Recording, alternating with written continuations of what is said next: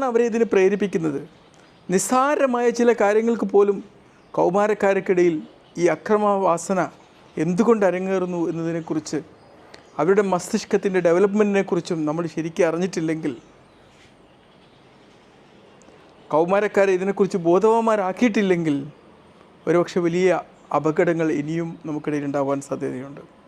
അതിനുള്ള സാഹചര്യങ്ങൾ ഒരുപാട് വർദ്ധിച്ചു വരികയാണ്. മനസ്സിലായില്ല? അഗ്രസീവ്നെസ് നിലനിർത്താൻ വേണ്ടിയിട്ടുള്ള എല്ലാ സാഹചര്യങ്ങളും നമ്മുടെ സമൂഹത്തിൽ വർദ്ധിച്ചു വരികയാണ്.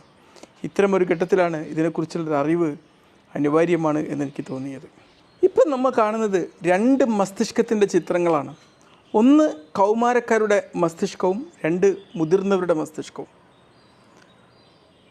ഇപ്പോൾ കാണുന്ന പ്രീ ഫ്രണ്ടൽ കോർട്ടക്സ് എന്ന് പറയുന്ന മസ്തിഷ്കത്തിൻ്റെ ഭാഗമാണ്. ശ്രദ്ധിച്ചോ? ഇത് കൗമാരക്കാരിൽ ഇനിയും പൂർണ്ണമായി ഡെവലപ്ഡ് അല്ല എന്നുള്ളതാണ്. 18 വയസ്സ് കഴിയണത് പൂർണ്ണമായി ഡെവലപ്ഡ്